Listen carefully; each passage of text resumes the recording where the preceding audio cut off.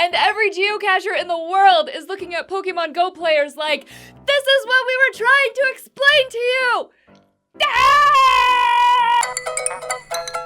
I think Pokemon Go is fan-friggin-tastic. Finally, we have some innovation in video games that doesn't involve me putting a stupid mask on my face where people can just tickle me.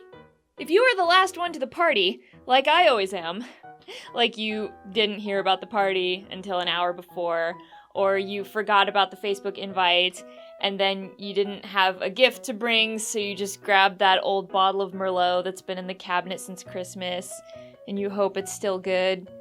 It's fine, they can cook with it. Then, to explain, Pokemon Go is pretty much the first video game that forces you to go outside and utilize the world around you to catch Pokemon. So, instead of being a virtual kid in a virtual world, you are you in this world. And you walk around and you with your phone, and when you see a Pokemon in the world, then you catch it. It's super freaking cool. However, there is a smaller group of us who have been doing this for over 10 years with something called geocaching. Geocaching, similarly, is real-world treasure hunting. There are boxes and items ranging from micro-size to large, hidden all over this world, in plain sight. Like, there's probably one 10 feet from you right now. You look them up, and then you use longitude and latitude, that's not a word I say often, coordinates to find them. And it is also super freaking cool. So I don't know quite what we have done to the world, but I came to the park today to find a geocache, and it is insane how many people are walking around playing Pokemon Go. Oh my god!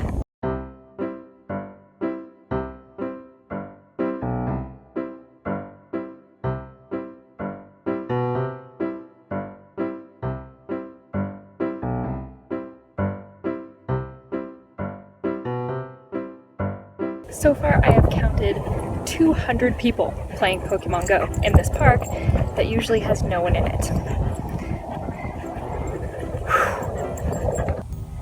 So this is where we think the cache is, somewhere in here. And I spotted the cache down in here under this bush. There's always a log for you to write down your username. Monsters Inc. keychain. Angel's eraser. There's always erasers in these things. 20 pence. Now, with geocaching, it's always etiquette that if you're gonna take something, you have to leave something. So I'm gonna take this dirty Woodstock fellow and exchange it for this Conan magnet. Because who's not gonna smile when they see that?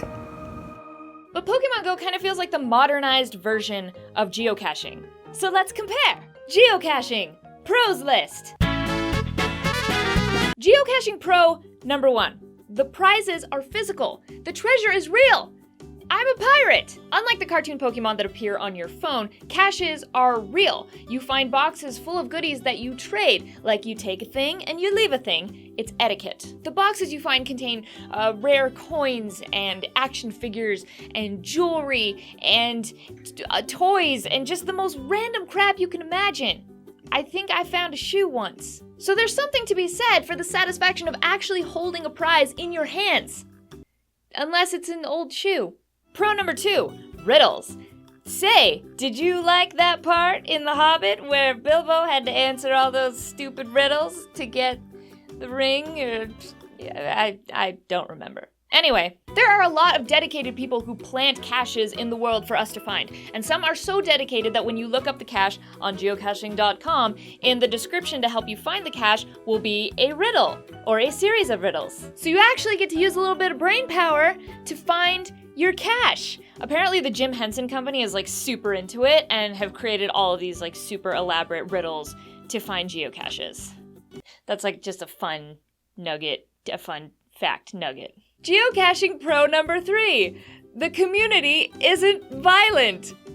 Yay! I don't know about you, but I've seen a lot of people tweeting about Pokemon Go like, If you don't join Team Red, then you are Satan, and I hope you die in a house fire that I will set telepathically with my hate. In geocaching, you have a username on the website, and you can create teams, but so far I haven't really seen anything resembling turf wars. In general, the geocachers that I've met have been very friendly, outdoorsy types who would rather be completely disconnected from the world rather than be a slave to their mobile device. However, that leads me to the Pokemon Go Pros list. Pokemon Go Pro number 1. It is very easy. Back in the day, my friends and I would print out the MapQuest coordinates to the caches and use a little GPS to get there. We didn't need cell phones like you spoiled kids. But actually, we really did need cell phones. It would have been way easier. I mean, wow, in Pokemon Go, you just walk around with your phone catching Pokemon. It's so easy and convenient and fun. No need to figure out no longitudes and latitudes. You just go toward the thing. You see the thing, you go toward the thing. I will admit that geocaching was drastically improved once apps were developed, so you can walk around with your phone and find caches, similarly to Pokemon Go. Unfortunately, all the apps worth using are kind of pricey as far as apps go. I think the best one is like $30 for the year, and that's hard to commit to when you're not even sure if you like geocaching or not.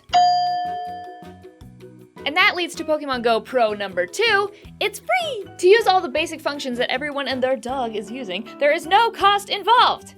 I do, however, like the idea of the Pokemon Plus wristband that will buzz when a Pokemon is nearby so you don't have to be a slave to your phone. That's a one-time cost of $35. The only problem is, it's really f***ing ugly. Pro number 3, Pokemon Go is so much cuter. Geocaching is real, sure, but Pokemon Go is Pokemon. You got the Vulpixes and the Eevees and the Jiggly Wigglypuffs and the Butterfrees. Kevin is a rejected Pokemon, mostly because his only powers are puking and shitting, and he evolves into just a fatter version of himself. Kevin turns into fatter Kevin. Final Pokemon Go Pro, and maybe the biggest one, unlike geocaching, Pokemon Go will never cause you to accidentally open up a box of spiders. Because I've opened up a box of spiders, and it was unpleasant. Thank you for watching, and subscribe, and like, and comment, and follow me on Twitter, and Facebook, and Snapchat, and have fun playing Pokemon Go. I'm having a lot of fun with it, but you should give geocaching a try. It's been around for a long time, and it's fun to see where all these caches are hidden around us. There's even one hidden on the International Space Station. But you're probably not gonna get that one. Lance Bass tried. Didn't work out. Looking for our geocache, and what'd I tell ya? Old shoes. Hey guys, thanks for watching. If you want more vids, be sure to subscribe because, you know, my channel is pretty awesome. You want to be part of this.